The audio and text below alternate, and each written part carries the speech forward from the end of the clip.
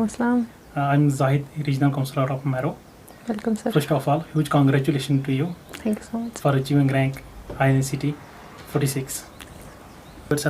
And tell us a bit about your background. My name is Humaira. I have done my MBBS and internship in Government Medical College, Srinagar. I am a resident of Kangan, Ganderbal, which is a village near to the Srinagar.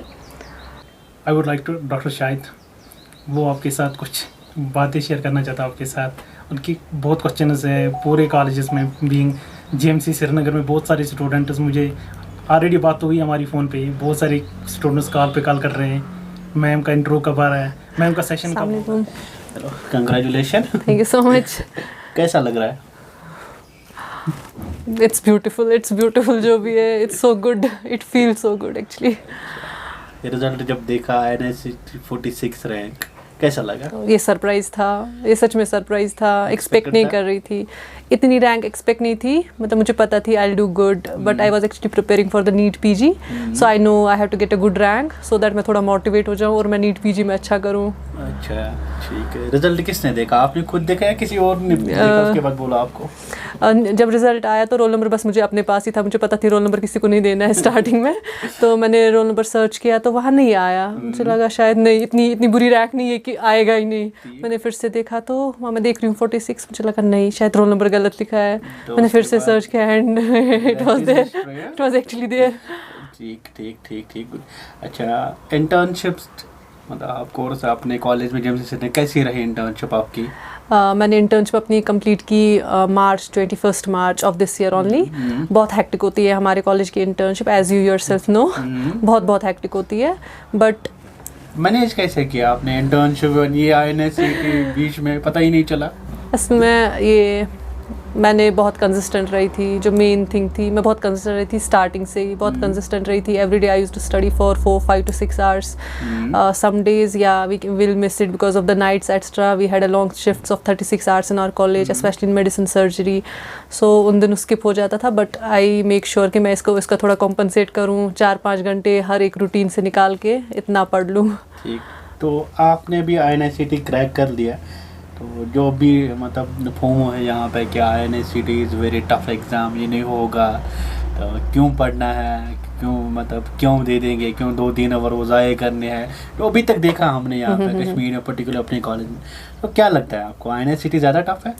हमारा approach ही गलत है। INCT tough नहीं है, हमारा approach है being Kashmiri, being Jammu and Kashmir, मतलब we belong to Jammu and Kashmir, और हमारा हमेशा वो होता है कि हम इस बार नीट पीजी पोस्टपोन हुआ, अदरवाइज हम नीट पीजी देते थे, उसके बाद आता था INCT। तो हम हमेशा फोकस करते थे नीट पीजी, उसके बाद सब कुछ भूल जाते थे और बैठ जाते थे घर पे। ऑब्वियसली मतलब बिल्कुल जो वो वाली थ्योरी वाली चीज़ें थी, भूल के बैठते थे और कभी देते थे कभी नहीं भी देते थे। इस बार क्या हो गया, INCT थोड़ा आगे आया, सो हमें पता चली कि मतलब नहीं, हम कैपेबल है, हम कर सकते हैं। तो वो मसला है, वरना ऐसा कुछ नहीं है कि नीट पीजी के लिए अलग पढ़ना है आपको, INCT के लिए अलग पढ़ना है।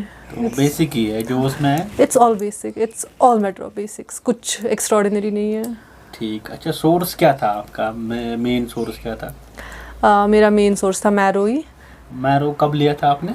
मैंने सेकेंड ईयर के लेटर हाफ में लिया था, सेकेंड हाफ में। कौन सा प्लान होता है मैरो में कौन सा लिया था? मैंने प्लान C लिया था तब। अच्छा, वो आपने वीडियोस देखे थे? मैंने सारे वीडियोस देखे थे। अच्छा, सेकेंड ईयर कोई फैकल्टी जो फेवरेट है मैरो में आपकी सबसे ज़्यादा?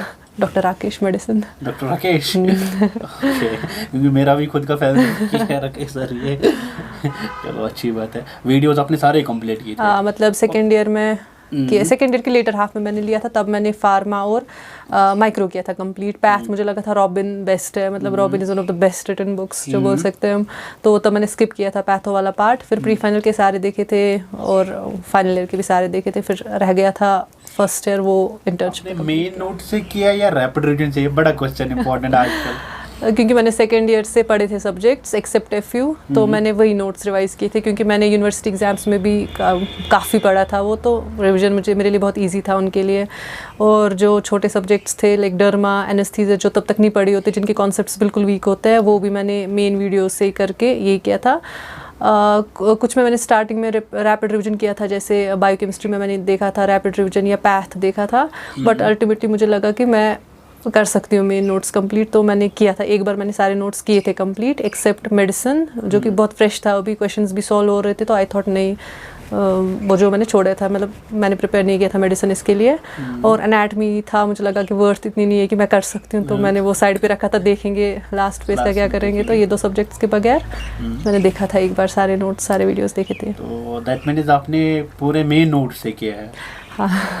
तो क्या पॉसिबल है मेन नोट्स करना, क्योंकि आजकल जो ट्रेंड चल रहा है नहीं मेन नोट्स उतना टाइम नहीं है, अगर आपने एक बार रिवाइज नहीं किया होगा। है, अगर आपने एक बार किया है तो definitely you should go with it, क्योंकि आपके मेमोरी में कंसोलिडेट हुआ है वो चीज़ें।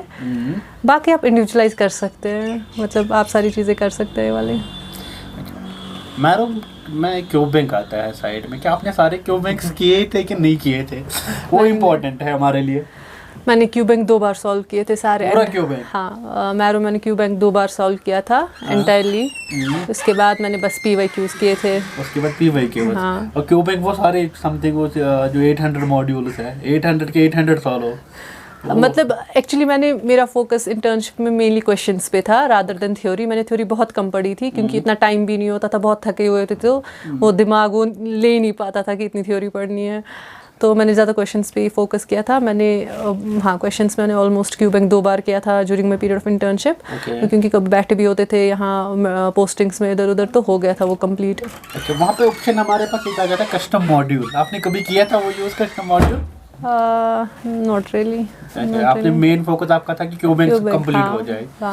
ग्रैंड टेस्ट दिए थे? GTs मैंने Day 1 से ही दिए थे। ओके। आई मेड श्योर कि एक हफ्ते में 1 GT हो जाए, क्योंकि मैं अक्सर सीनियर से सुनती थी कि टाइम कम पड़ जाता है, तो और GT में सबसे जो पहले GT दिया था रैंक क्या आई थी इंटर्नशिप में? 10,000 अराउंड। और उसके बाद बीच में कभी डाउन हुआ? अगर 10,000 अब इससे कम आई कभी? हाँ 20,000 एक बार आई, क्योंकि मैं ऐसी नाइट दे के आई थी, मैंने बस ऐसे GT दिया। डिमोटिवेट मत हुए उससे? नहीं, मतलब मैं बहुत ऐसे पढ़ती थी, ऐसा मेरा कोई अप्रोच नहीं था कि मैं डिमोटिवेट हूँ। मुझे पता थी चलो ठीक है यहाँ गलत हो गए तो ये क्वेश्चंस आगे गलत नहीं होंगे, मेरा वैसा वाला अप्रोच था। जितने आप यहाँ पे गलत करोगे आप आगे नहीं गलत करोगे। GT से अब डरती नहीं थी? नहीं, वो सबसे इम्पॉर्टेंट है। हाँ, यहाँ पे मैं आपको बोलूँगी, मुझे लगता है GTs जो हम सब यहाँ पे मिस करते हैं। मुझे लगता है हम सोचते हैं कि हम 19 सब्जेक्ट्स का रिवाइज करेंगे फिर GT स्टार्ट करेंगे देना। और मैंने देखा अपने सीनियर से पूछा है, अपने मतलब जो भी हमारी ये सोचते हैं ऐसा कि हम 19 सब्जेक्ट्स कंप्लीट करेंगे GT देंगे, बट हमें तब तक ये नहीं पता होती है कि 19 सब्जेक्ट कंप्लीट करके हम 18 भूल गए होंगे और हम वापस उसी लेवल पे होंगे। तो मुझे लगता है कि हम इसको ग्रेजुअल प्रोसेस बनाना चाहिए। तो ग्रेजुअली हमें इम्प्रूव करना चाहिए, एक सब्जेक्ट ऐड करना चाहिए, वो इम्प्रूव हो जाएगा, वो भूल जाएगा, वो थ्योरी भूल जाएगी, तो ultimately you will gate a good result. और PYQs कितने इंपॉर्टेंट, कितने मैटर करते हैं इस INICET में? क्योंकि सब बोलते हैं PYQ का टॉपिक इम्पोर्टेंट होता है, क्योंकि वो हमेशा उसी टॉपिक के अराउंड रिवॉल्व होता है वापस से। PYQs एज सच हाँ बहुत इंपॉर्टेंट है, you should get them right, you can't get them wrong, क्योंकि आपकी रैंक बहुत पीछे हो जाएगी उसकी वजह से। बाकी क्वेश्चंस तो उतना मैटर नहीं करेंगे जितने क्योंकि जिसको पता भी नहीं होगी इसने क्वेश्चन की, आप वो भी गलत नहीं करेगा वो वाले। तो मुझे लगता है PYQs बहुत इंपॉर्टेंट है, और उससे ज़्यादा इंपॉर्टेंट है उसके टॉपिक्स, कि कि आना तो इसी से मेजॉरिटी टॉपिक्स। क्योंकि अब मैरो ने भी ऑलरेडी उस हिसाब से GT स्टार्ट किए हैं। जो अभी भी, क्योंकि नीट PG भी अब उसी ट्रेंड से चल रहा है, तो आई थिंक GTs बहुत हेल्पफुल रहेंगे अगर हम उस हिसाब से प्रैक्टिस करते रहेंगे। अब आपको किस ब्रांच पे जाना है आगे? शौक कहाँ पे था, क्या डे फर्स्ट से ही जो आज भी शौक वही है या चेंज हो चुका है बीच में? नहीं, फ्लक्चुएट हम कह सकते हैं। कुछ ब्रांच मैंने चूज़ की थी अपने लिए, मैंने 3 ब्रांच रखी थी अपने लिए, मेडिसिन, OBG और पैथोलॉजी। तो मुझे हमेशा से इन 3 में थी कुछ ओरिएंटेशन, तो इन्हीं 3 के अराउंड अभी भी था। तो अब मैंने अल्टीमेटली सब रिसर्च वगैरह करके अब मैं OBG पे पहुंची हूँ।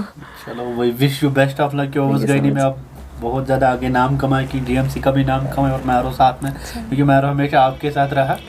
एंड इम्पॉर्टेंट थिंग जो आप अभी जो नीट PG एग्ज़ाम होने वाला है, क्योंकि जो मोस्टली जो कश्मीरी स्टूडेंट्स हैं जो यहाँ पे अपने कॉलेज से GMC श्रीनगर से या आपके जूनियर बैच जो हम हैं 18 वाले, वो आपको देख रहे होंगे, उनका सबसे एक ही क्वेश्चन रहेगा कि टाइम टेबल क्या था आपका, आपने कैसे किया ये चीज़, आप क्या सब्जेक्ट आपने क्या दिया, क्या आप इंटीग्रेटेड करते थे या सब्जेक्ट वाइज जाते थे, आपका क्या अप्रोच था?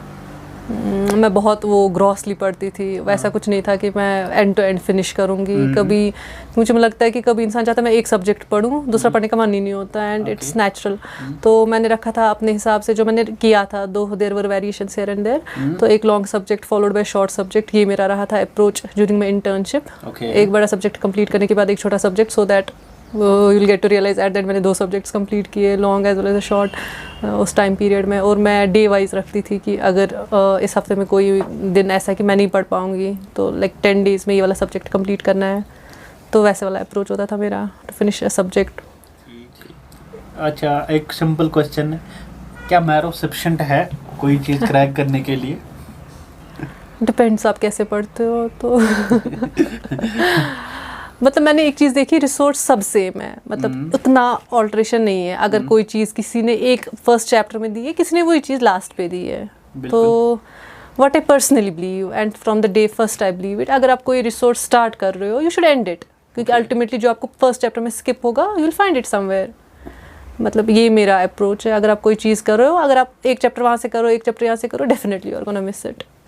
तो क्योंकि डिफरेंट है, at the end of the लिखना सब नहीं सेम है। तो अगर आप पढ़ रहे हो एंड टू एंड कोई चीज़, यू शुड कंप्लीट इट।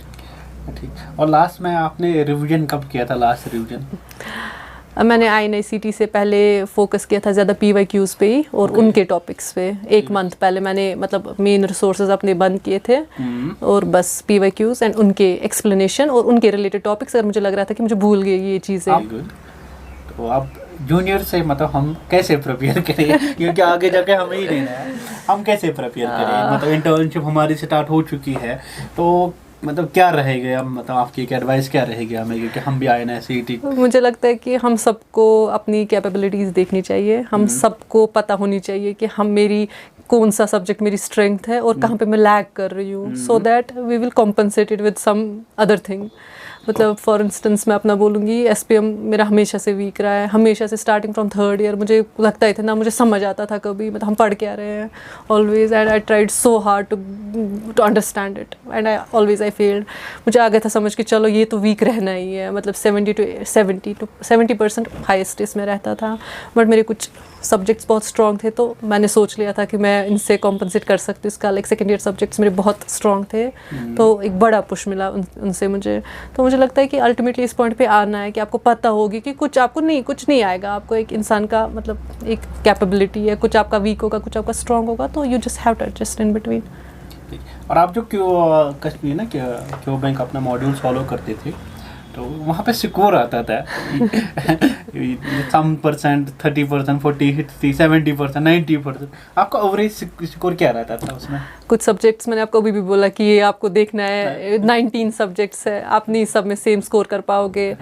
तो जैसे मैंने आपको अभी बोला SPM, उसमें तो मेरा बस 60 भी आ जाता था, तो मैं सोचती चलो 60% हो गया, कुछ तो आ गया समझ। हाँ, तो वहाँ से मेरा पैथ था, फार्मा, ऐसे थे कि मुझे मेजॉरिटी में 90+ ही रहता था उसमें से। तो यू हैव टू, मतलब ये डिफरेंट सब्जेक्ट्स के लिए आपका रहेगा। ऑन एन एवरेज अगर हम कहेंगे तो 75% मेरा एवरेज रहता था।